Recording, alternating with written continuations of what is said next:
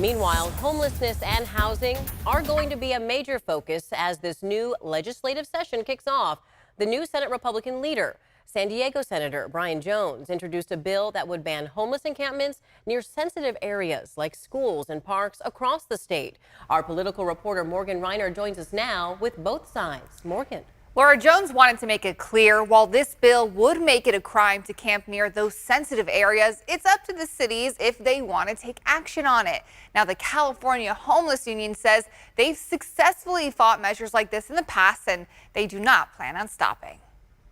It's something local cities run by Democrats like LA and Sacramento have already done. Ban homeless encampments near sensitive zones like daycares and parks. The homeless crisis is not a partisan issue. It wasn't caused by Republicans or Democrats necessarily. And actually, our bill is crafted somewhat after the Los Angeles ordinance. As he was campaigning for last month's election, Jones said homeless camps was the #1 issue voters wanted to talk to him about. This is to give counties and local jurisdictions the ability to keep at least a certain part of their community safe. California Homeless Union attorney Anthony Prince is not buying it. A political device to make it appear that as a class of people who are unhoused are by their nature dangerous, a threat to children, a threat to property.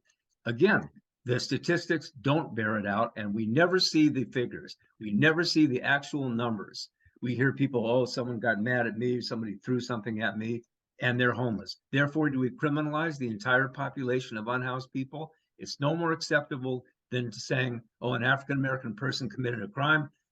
Therefore, we need to impose specific restrictions against the African-American community. Says it will do nothing to solve the underlying issue. We're not here to say, let the camps exist, let people be in the streets. That's not what our union's about. However, until such time as the state of California stop this death in the streets by providing durable, safe housing, then we feel the obligation on the cities and counties is not to tear down these encampments. Jones agrees this won't solve the problem. We're not going to get one solution, and we really need to shift our attitude about that.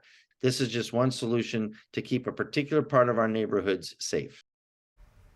Prince is not denying that there are camps where criminal activity does occur, but he said those who are not homeless commit crimes at higher rates. Now, in the bill, Jones emphasizes that any camp near these sensitive areas need to be given clear notice at least 3 days in advance before that they are breaking the law before any action can be taken. Yeah, and Morgan, to put that in perspective, in our area here, the latest point in time count estimates there are more than 9,000 people living unhoused just in Sacramento County alone on any given night.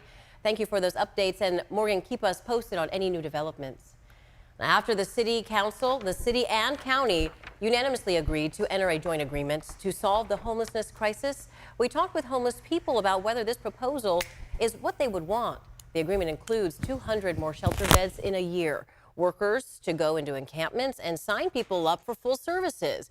But for those experiencing homelessness, they are hesitant that this agreement will live up to its promises, when some say they have heard it before.